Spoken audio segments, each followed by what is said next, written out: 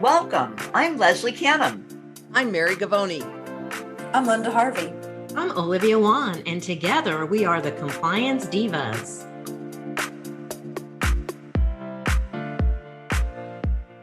Hello, everyone. I'm Leslie Canham, and today on the Compliance Divas podcast, it is a special episode sponsored by Stericyl, and we focus on dental unit water. We bring clarity and simplicity to compliance by navigating the regulatory environment to keep you on course. You can subscribe to the Compliance Divas podcast through your favorite podcast channel or on our website, compliancedivas.com. The resources we mentioned during our podcast can be found on the compliancedivas.com website, and you're always welcome to submit questions to support@thecompliancedivas.com. So it's only water, right? Well, it's one of the most important infection control protocols we perform in dentistry, being the proper maintenance of our dental unit water lines. Water from handpieces, air and water syringes, ultrasonic scalers come into direct contact with our patient's oral cavity and might even be ingested. How safe is your dental water? This podcast will address best practices in treating and monitoring dental unit water so you can be confident that you are delivering safe dental care. When a patient sits in our chair, they have every right to expect that our infection control protocols will protect them in every way. The instruments that we used are sterilized. We diligently clean and disinfect the treatment room. What about your dental unit water? How safe is it for your patients? There have been outbreaks directly connected to contaminated dental unit water. It was in 2012 in Italy when an 83-year-old woman died from Legionnaire's disease, which she contracted from the water lines in a dental practice. In 2015, 20 children who were treated at a dental clinic in Jonesboro, Georgia, suffered from Mycobacterium abscessus infections due to contaminated dental unit water. And most recently, in 2016, contaminated dental unit water led to the largest outbreak. 71 children who were treated at a pediatric dental clinic in Orange County, California, contracted serious dental infections, with 70 of those kids being hospitalized. So safe dental unit water is a standard of care, and I would like to introduce Brianna Downs. Brianna is the manufacturing and design engineer at Stericyl, and she has been with this company since its inception. Brianna, thank you so much for joining us on the Compliance Divas podcast to help us learn more about steps we can take to live up to that standard of care. Welcome. Linda, do you have some questions for Brianna? Absolutely. I'd like to welcome Brianna as well. I think this is great to have you here today, and this is such an important topic. And last year, with the peak of the pandemic, it really brought a lot of attention to dental unit water lines in our industry. There was quite a bit of guidance and tips and a lot of recommendations that were being provided from all different agencies and companies about closing and reopening offices like our doctors were experiencing. So that was one aspect of how it came to, more even a greater awareness in our dental community. And then sometimes I'm also asked by offices or attendees at seminars about dental unit water lines, because there's this assumption, Brianna, that because the water is potable, or it's just municipal water coming through the lines that's drinkable, or because they're using distilled water, that the water's safe. So maybe you could talk to us a little bit about, why do dental offices need to be treating their water lines? Thank you, Linda. And thank you, Leslie, as well. First and foremost, thank you all to the Compliance Divas for having me. Very excited to be here. That is a really excellent place to start, Linda. And I want to begin answering that by first getting a few definitions out of the way, both of which you mentioned there. When we talk about water treatment, there are really two parts to it. We have what we call impurities or dissolved solids, and then you have bacteria. Impurities are things like chlorine and iron, the stuff that causes a weird ring to appear around your pet's water bowl if you're not rinsing it frequently enough. These things can be measured by the amount of total dissolved solids, or TDS. EPA's standard drinking water limit on TDS is 500 parts per million. So that's what you would see coming out of your building's faucet, for example, and what they mean when they're talking about potable treated water. If a clinic is buying distilled water or has a water filtration system, they may have even lower, much lower TDS. We call that water purification, taking out those impurities. Now, on the other side, you have bacteria. And this is all kinds of bacteria, good and bad. Now, water treatment plants will do a lot to reduce the presence of harmful bacteria, such as by treating the water with chlorine. But here's what happens.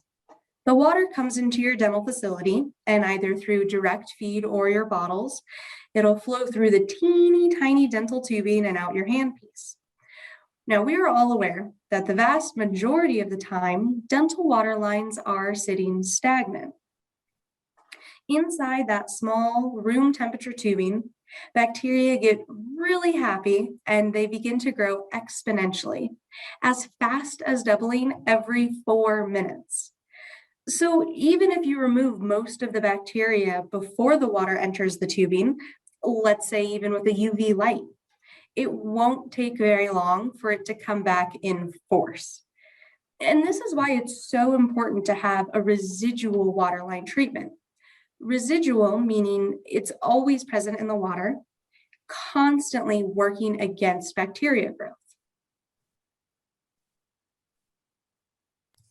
Well, those are some really important concepts, Brianna, because when you think about the definitions are really important, because I think a lot of our dental team members don't realize the difference between the total dissolved solids versus the bacteria and how that's two entirely different components.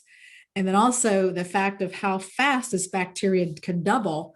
You may think, oh, I've got, I tested my water. I have 400, colony forming units. I should be fine. And they don't realize that, you really should have it much lower. And I've seen test results come back with Stericyl products specifically, and they're 0 or less than 10. So that's a really, really important piece. And how stagnant the water is in those lines is also another aspect of that. So those are some good tips. Thank you so much. Olivia, what are your thoughts? Well, Brianna, we advocate quality control programs to assure compliance in the dental offices that we serve. So from your perspective, what are the necessary components to ensure that a dental practice has in place a comprehensive treatment protocol plan? Can you speak to that topic? Absolutely, Olivia. Here at Stericyl, we like to use an acronym SMART to break down what we call the complete continuum of care. So I'll just step through that. S in SMART is for safe. Recall that we're talking about something that is always present in the water, including at the point of use. So your dental waterline treatment solution must be safe for your patients and your clinicians and for your equipment. So for example, all Stericyl products use silver as the fighting force against bacteria. Silver is highly effective in even very, very small amounts, which means the Stericyl products are safe for patients and clinicians. Additionally, silver is non-corrosive and non-oxidizing, which means it won't eat at the metal components inside your dental equipment and handpieces. So safe. It needs to be safe. And then manageable. Let's be real, a dental office is a very busy place. If you want to ensure compliant protocols, they have to be easy and convenient to follow. I think the best example of this is the Stericyl straw. With a built-in shock treatment, all you do is install the straw and then let it do its work for a year and replace it at the 1-year mark. A is for accurate. In line with the manageable element above, a good treatment plan has to work for your office. The best treatment plan for a university dental clinic is not necessarily the best plan for a small 4-operatory practice. A large university may need a full-fledged water treatment system that is simultaneously conditioning, treating the water coming in, taking out those impurities, and giving them a high capacity of dental water. Or tablets may be the best solution. So it's really important to work with manufacturers, with your local OSHA consultants, and other resources, OSAP, CDC recommendations and guidelines, to figure out what's going to be the best for your office and your team. Reliable and consistent. You want to know that your product is always working against that bacteria. And that really comes in two parts. I'm sure many of you have heard before the importance of shock. And so we talk about both shock and residual maintenance treatment. You want a product that is going to bring down those high levels of bacteria that are first coming into your water lines. And then you want that residual treatment that's always in the water, always working against your bacteria. That's how you know you're going to get reliable treatment, is when it's always there. And last, treatment that works. Or I also like to connect that to testing. Of course, it's important to be using a good and effective product, but you also need to verify that that product is actually working. And it's not just the product, it's also, as I mentioned, the protocol. You want to ensure that your entire compliance package is satisfying your needs and requirements. Thank you, Brianna. I love that acronym SMART. That's really helpful. And I like how you elaborated that the option that's in place should be manageable, convenient, and easy to follow. Mary, what other areas should we look at? Well, as Brianna said, we need to make sure that we're using treatment that works. Why go to all the trouble and expense of having water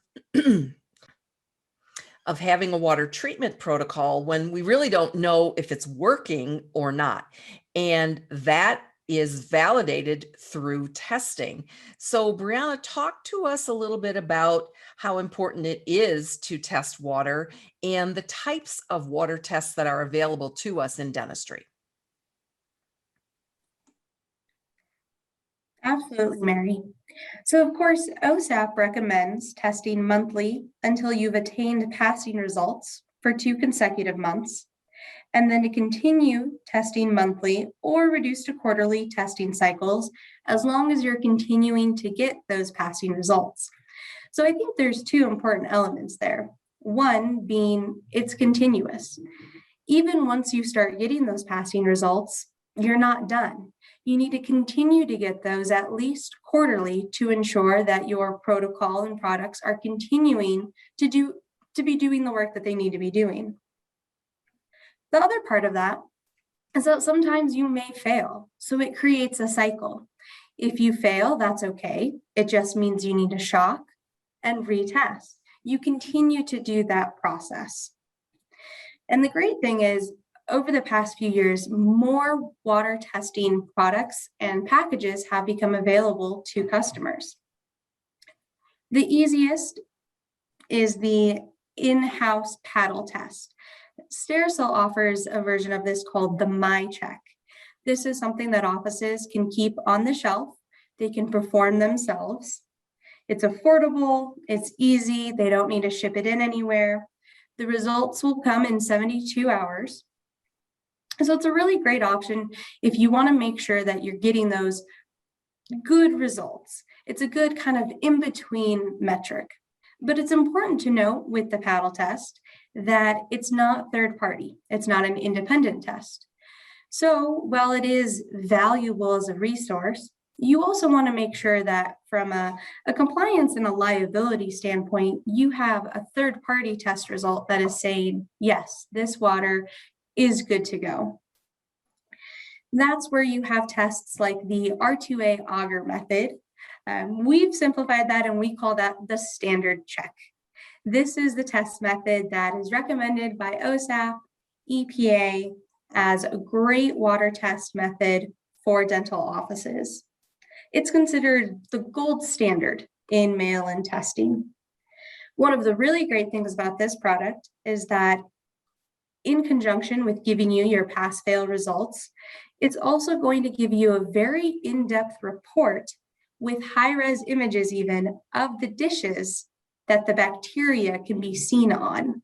I don't know if any of you have ever seen one of these, but it can really be quite jarring to take a water sample before and after treatment.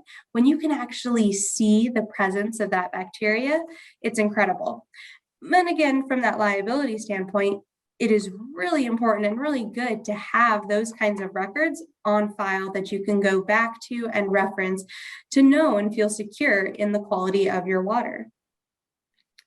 Most recently, Stericycle has added a new testing product called the Rapid Check.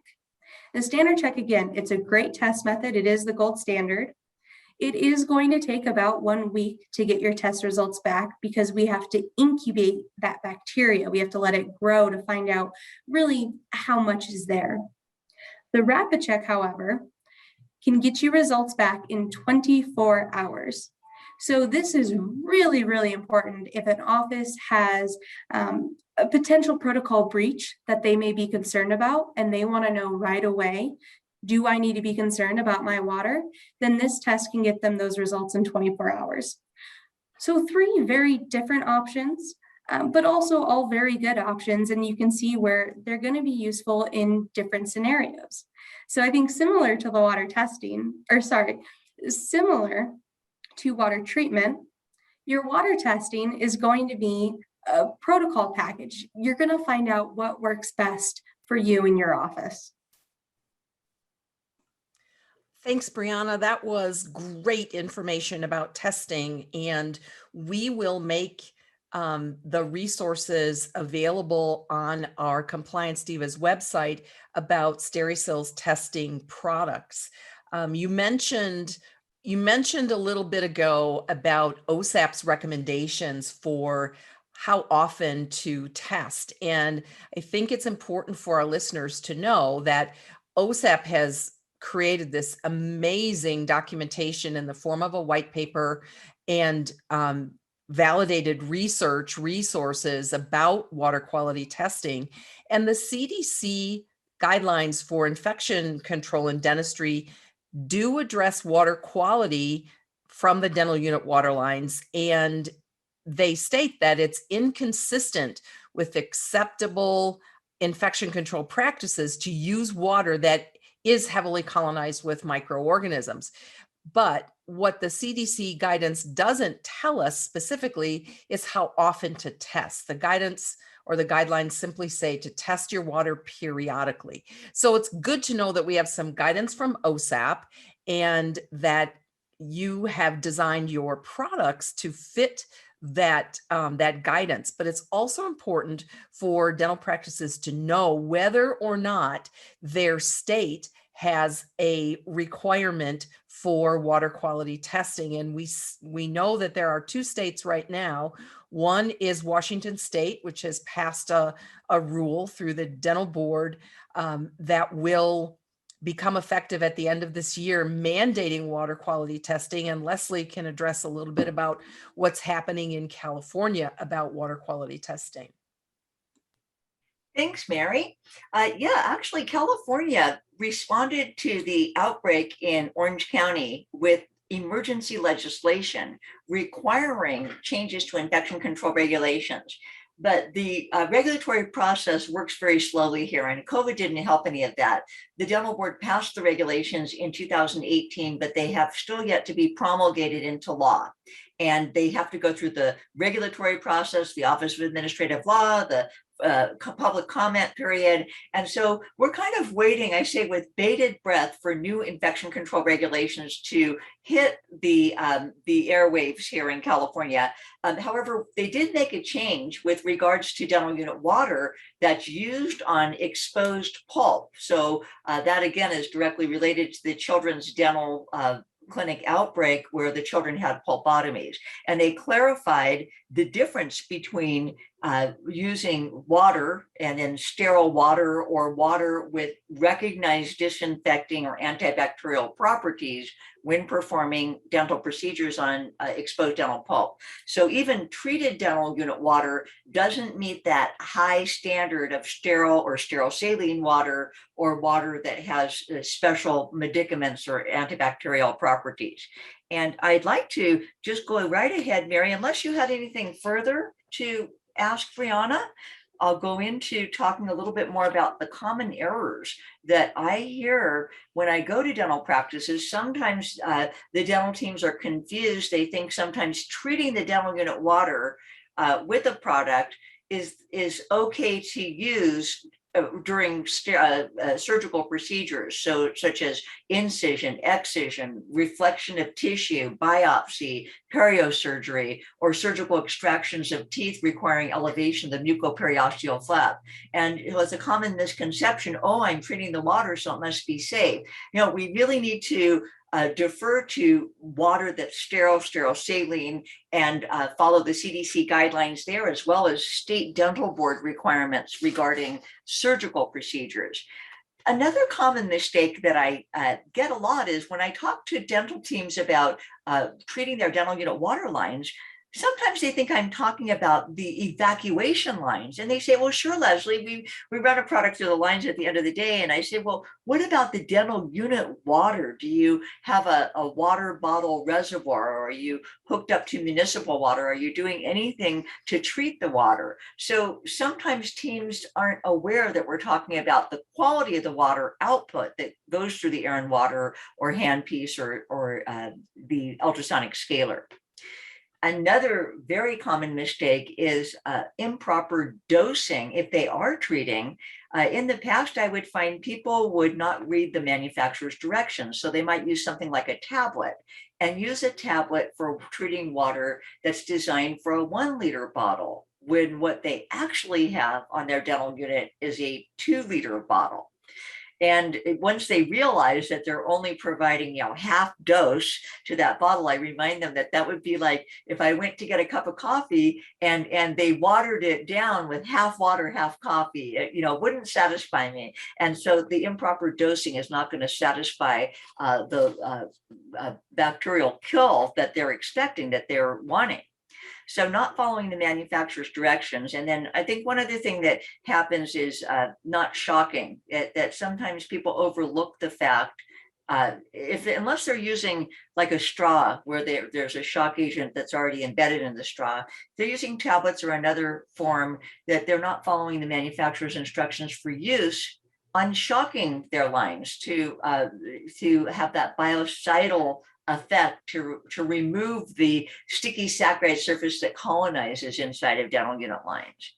I have all sorts of different stories of people using, improper products, of using bleach, for example, in dental unit water lines, and which is highly corrosive. And, pretty soon your fittings are going to start to corrode and you're going to start leaking bleach. And so I always want people to defer to the dental unit manufacturer's directions for use, or to the product that they're using for treating their dental unit water, to read those directions before they use that product.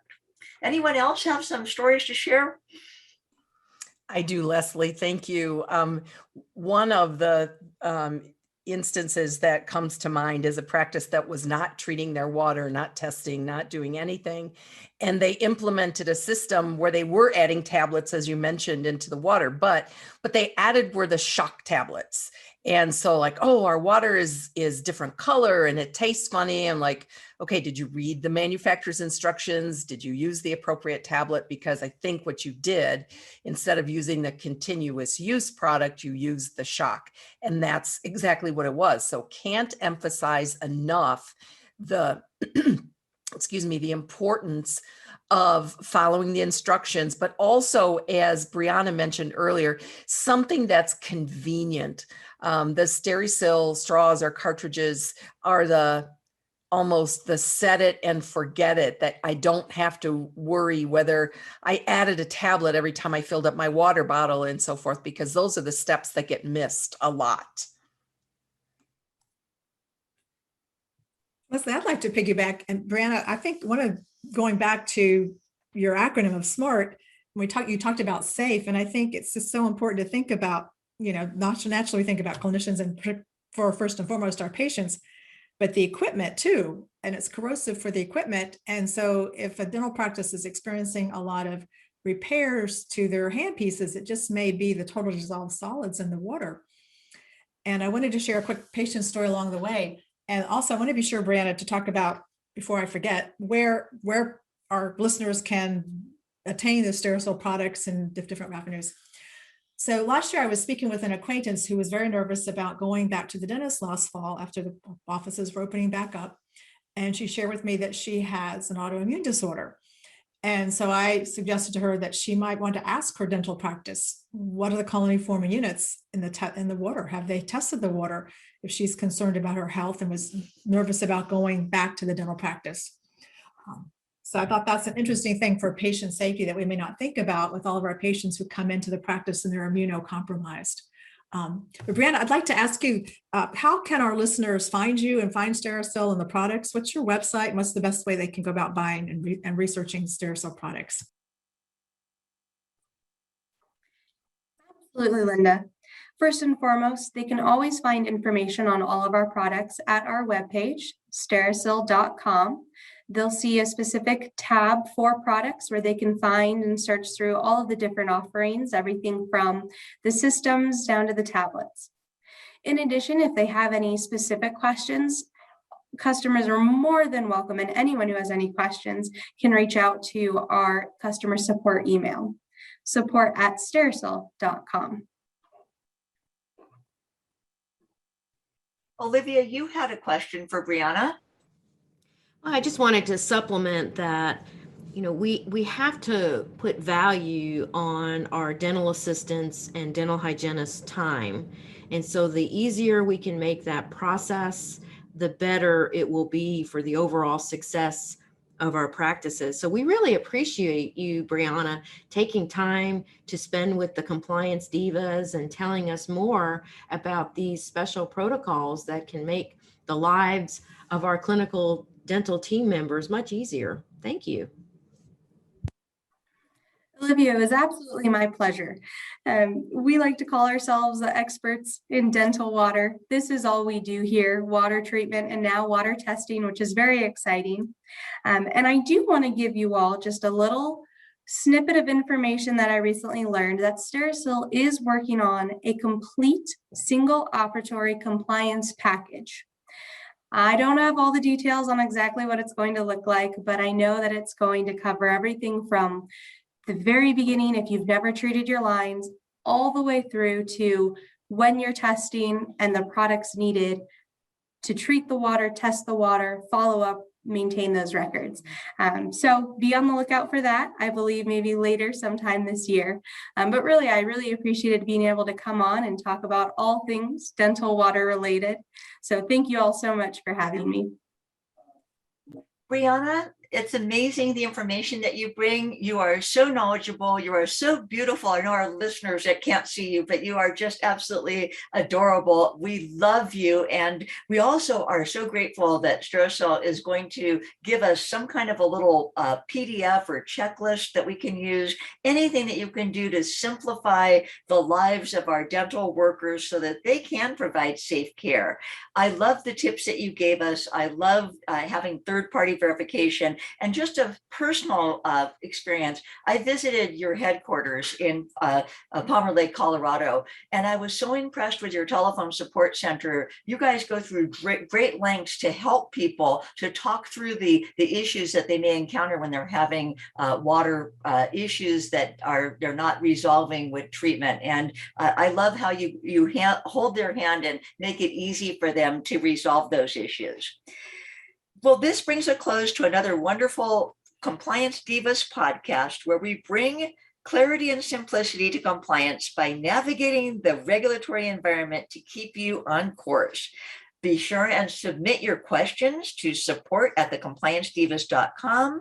We will have all the resources for dental unit waterline that we mentioned today on our Compliance Divas website, along with the episode of this podcast. And also we'll have a link to the Sterisil.com that Brianna mentioned, as well as that wonderful resource that she's going to give us that we can print out and use in our dental practices. We're looking forward to that exciting new full operatory step-by-step compliance list as well. Thank you so much for joining us, Brianna. And this brings a close to another Compliance Divas podcast.